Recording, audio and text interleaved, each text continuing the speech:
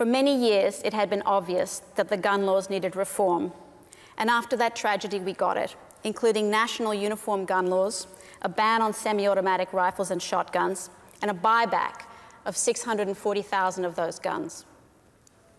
We saw gun homicides drop sharply after the new laws came in, and by 2002, the gun homicide rate was at its lowest since 1950. Since 1996, there's been more than a 40% reduction in all forms of gun death.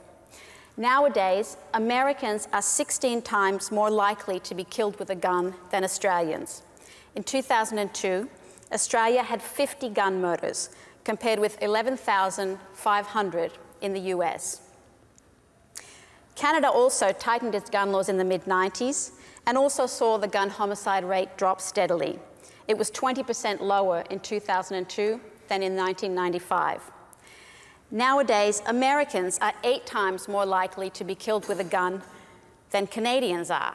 In 2002, Canada had 150 gun murders, compared with 11,500 in the US. By the way, Americans are 40 times more likely to be killed by guns than Britons. In 2003, Britain had 68 gun murders, compared with 11,500 in the USA. The UN Secretary General Kofi Annan has said, even in societies not beset by civil war, the easy availability of small arms has contributed to violence and political instability, and damaged development prospects and imperiled human security in every way. The member states of the United Nations have agreed on a program of action to reduce small arms. It has some very, very moderate measures. Countries agree that there will be an offence of criminal possession of guns, for example. Thank you very much, Ms. Peters. And now we give the floor to Wayne LaPierre. It's good to be with you. At the outset, let's be clear that neither Ms. Peters nor the United Nations has a monopoly on genuine compassion for the injustice that exists in our world. All of us would wish to end tyranny and atrocity, poverty and disease. For decades, the people of the United States have provided not lip service, but unrivaled levels of aid and assistance to those in need across this planet. Yet, you just heard Ms. Peters, in essence, claim that some of our freedoms cause some of the world's problems. You've heard Ms. Peters call me to take responsibility for and even offer solutions for many of the world's most ancient and complex challenges. Central to her mission is a new, gargantuan global bureaucracy endowed with sweeping controls that Ms. Peters, through the United Nations, intends to impose upon the world, on everyone, on every gun, without exception. I'm here to oppose this baseless initiative on behalf of the freest people in the history of mankind, the people of the United States. I'm here to say I believe in arming the good guys and in disarming the bad guys. And I'm here to rise in opposition to this new face of global socialism that history has exposed time and time again as a colossal failure. I'm not here to impose upon any nation the freedoms we enjoy in the United States. Unlike Ms. Peters, who seeks to impose her failures upon all peoples of all the world, her social experiments in gun registration and confiscation have been monumental failures.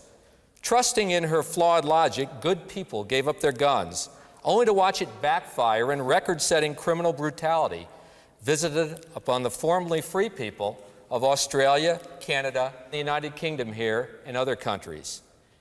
That is a simple, sad fact. And that's why this issue must be approached on a less emotional and with much more common sense basis.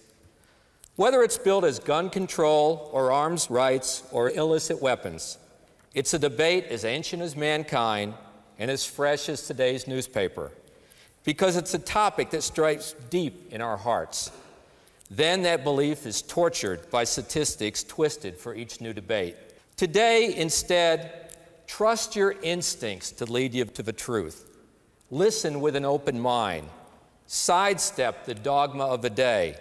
Let what you hear be balanced by your rational mind and compassionate heart, and the truth will find you.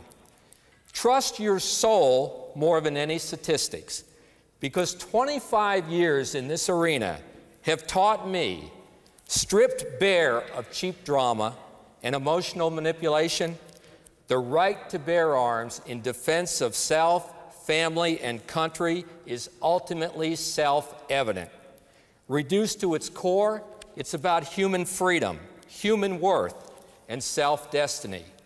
So we are at a crossroads. If our freedom weren't so precious, and if the threat weren't so clear and present, I wouldn't be here in these hallowed halls pleading with everyone within the sound of my voice that our planet is not growing more free, but less free with every sun that sets.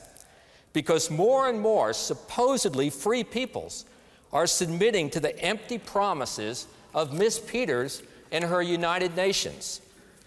Miss Peters, we are at an historic collision course here between what you want for the world and what the world wants. So forgive me for asking, if you can't bring yourself to respect the Bill of Rights, at least keep your hands off it. The Bill of Rights is why America is the freest nation in history. That's why I side with the visionaries who founded our nation in the belief that law-abiding people have a right to keep and bear arms.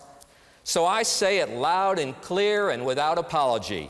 I'm all about arming the good guys and disarming the bad guys. Thank you very much.